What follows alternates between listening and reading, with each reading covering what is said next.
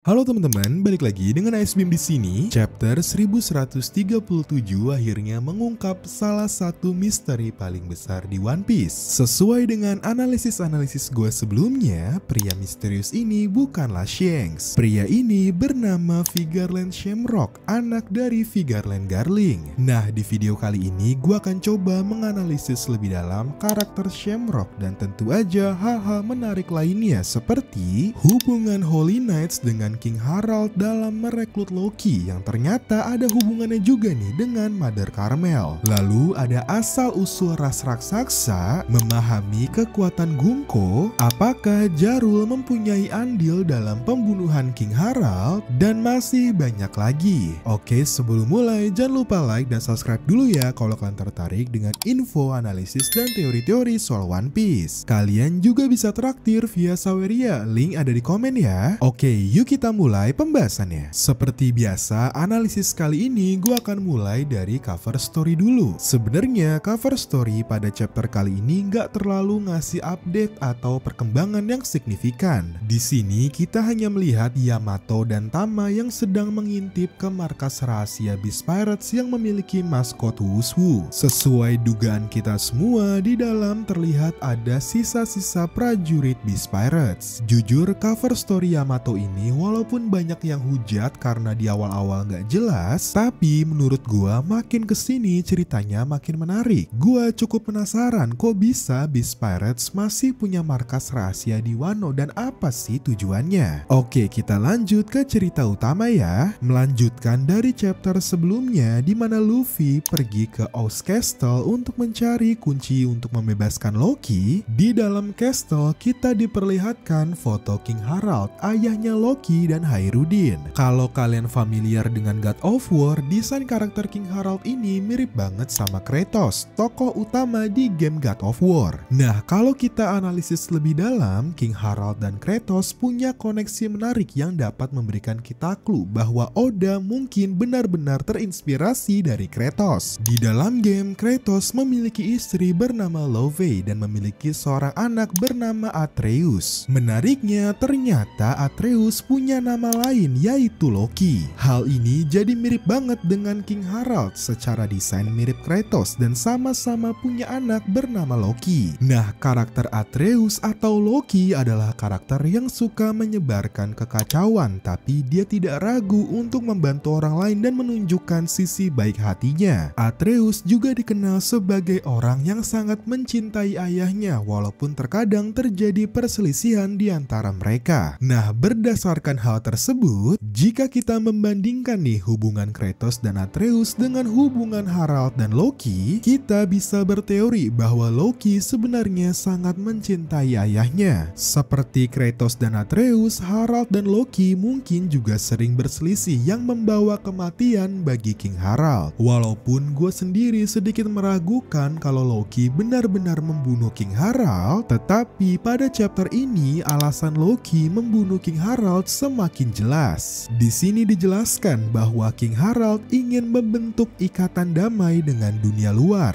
Bahkan di chapter-chapter sebelumnya juga dijelaskan bahwa King Harald ingin membuka jalur perdagangan dengan negara-negara lain. Sekilas sebenarnya tujuan King Harald kan baik ya. Dia mau Elbaf jadi negara yang damai, berhubungan baik dengan negara lain dan jauh dari kekerasan dan kekejaman. Nah, tapi kalau kalian perhatiin lagi, ide untuk berbisnis dengan negara lain dan menjauhi peperangan dan kekerasan adalah ide dari Mother Carmel. Si nenek-nenek kurang ajar ini kalau kalian ingat bekerja sama dengan pemerintah dunia. Dia ngejual anak-anak raksasa ke pemerintah dan menjadikannya sebagai tentara angkatan laut untuk pertama kalinya. Oke, dari sini sebenarnya udah makin jelas bahwa King Harald sepertinya sudah dicuci otaknya nih oleh pemerintah dunia. Dia nggak sadar bahwa pemerintah dunia ingin melemahkan Elbaf dari dalam. Hal ini diperkuat dengan pernyataan Shamrock pada akhir chapter ini yang mengatakan bahwa pemerintah dunia ingin menaklukkan Elbaf karena negara ini telah mendominasi New World pada zaman dulu. Nah, semua ini jadi nyambung ke tujuan Holy Knights yang ingin merekrut Loki. Udah jelas kalau Loki menjadi bagian dari Holy Knights dan menjadi menjadi Celestial Dragon, Elbaf akan otomatis berada dalam kendali pemerintah dunia. Pemerintah dunia akan mendapatkan tambahan pasukan terkuat di dunia yang tentu aja akan membantu mereka mencapai tujuannya. Gua bisa berasumsi seperti ini karena sebelumnya Big Mom juga pernah memiliki niat yang sama. Big Mom memaksa Lola untuk menikahi Loki agar Big Mom bisa beraliansi dengan Elbaf dan mendapatkan tambahan pasukan raksasa. Oke, lanjut. Sebenarnya pemerintah dunia dari dulu udah pengen banget nih punya pasukan raksasa. Bahkan kalau kalian ingat, mereka sudah melakukan eksperimen untuk membuat pasukan raksasa selama berabad-abad namun selalu gagal. Makanya jadi sangat masuk akal kenapa pemerintah dunia sangat menginginkan Loki. Dari seluruh alasan yang gue jelasin tadi, asumsi gue, hal ini yang membuat Loki membunuh King Harald karena sesuai dengan chapter sebelumnya, Loki sangat membenci pemerintah dunia. Dia nggak mau kalau Elbaf benar-benar dikendalikan oleh pemerintah dunia. Nah, ngomong-ngomong soal pembunuhan King Harald, di sini gue melihat ada hal yang aneh. Menurut informasi pada chapter ini, Jarl adalah satu-satunya penjaga yang selamat dari pertempuran antara Loki dan King Harald. Anehnya, pedang yang tertancap di kepala Jarl sangat mirip dengan pedang milik King Harald. Pertanyaannya, jika Jarl adalah penjaga King Harald, kenapa pedang King Harald ada di kepala Jarl? Nah, dari kejanggalan ini muncul teori yang mengatakan bahwa Jarl sebenarnya ada di pihak Loki. Jarl adalah salah satu raksasa tertua di Elbaf. Seperti yang dijelaskan pada chapter 1134, kita tahu bahwa para tetua di Elbaf tidak menyukai budaya baru yang ingin diciptakan oleh King Harald. Hal ini jadi masuk akal kalau Jarl adalah salah satu orang yang tidak setuju dan menyadari bahwa pemikiran King Harald akan membawa bencana ke Elbaf. Oleh sebab itu, dia bersama Loki membunuhnya. Tapi gimana menurut kalian? Kalian setuju nggak kalau Jarl diam-diam punya andil juga nih dalam kematian King Harald? Coba komen ya. Oke, anyway, di momen ketika Road menjelaskan tentang King Harald, di sini kita juga mendapatkan informasi sedikit soal asal-usul ras raksasa. Road menjelaskan bahwa King Harald memiliki darah raksasa kuno atau Ancient Giant. Oleh sebab itu, sebenarnya King Harald memiliki tanduk seperti raksasa kuno sebelum dia memutuskan untuk mencabutnya. Dari sini kita bisa menyimpulkan bahwa seluruh ras raksasa sebenarnya memiliki darah campuran dari ras raksasa kuno. Tapi seiring munculnya generasi baru, darah tersebut hilang karena telah bercampur dengan ras lain.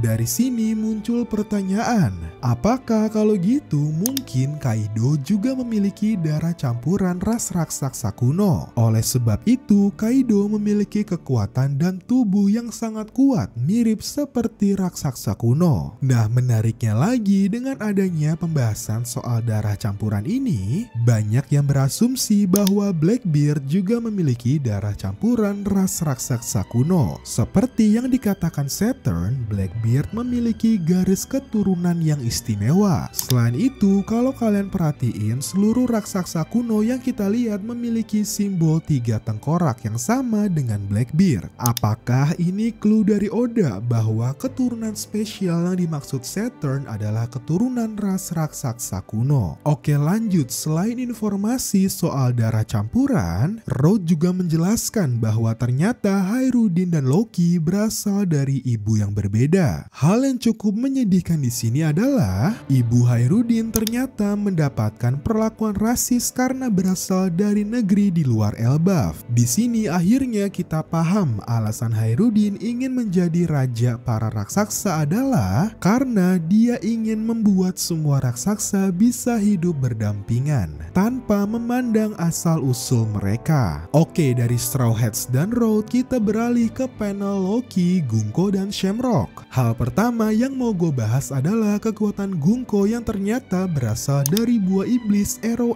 Fruit. Jujur, menurut gue kekuatan Gunko ini unik banget. Selain bisa menusuk dengan panahnya, ternyata Gunko bisa membuat jalur yang akan menunjukkan serangan dia selanjutnya. Maksudnya gimana bang? Contoh di sini Gunko membuat jalur panah ke kanan dan ke atas. Artinya selanjutnya Gunko akan menyerang Loki ke kanan dan ke atas. Lah kalau gitu serangan Gunko kebaca dong bang. Sayangnya enggak, Gunko mengatakan bahwa ketika dia udah membuat jalur serangan dengan panahnya, hal itu tidak akan bisa dihindari. Oleh sebab itu Loki yang memiliki Kenbun Shokuhaki yang cukup kuat tidak mampu menghindarinya. Nah hal yang gak bisa dijelasin dari kekuatan Gunko adalah munculnya api hitam yang mirip dengan lingkaran satanik milik Gorosei. Apakah mungkin kekuatan Gunko juga berasal dari Imu? Atau bahkan hal ini jadi membuka kemungkinan bahwa Imu memiliki seluruh kekuatan yang dimiliki Gorosei dan Holy Knights. Karena seperti yang kalian lihat pada panel ini, kekuatan Imu sangat mirip dengan Gunko ketika membunuh King Cobra. Kalau kalian nonton My Hero Academia, mungkin konsep kekuatan Imu mirip dengan All for One. Jadi intinya Imu punya semua kekuatan yang dia ciptakan untuk Gorosei dan Holy Knights. Oh iya, satu lagi di sini juga makin jelas bahwa Gunko sepertinya memang bukan berasal dari keturunan asli Celestial Dragon.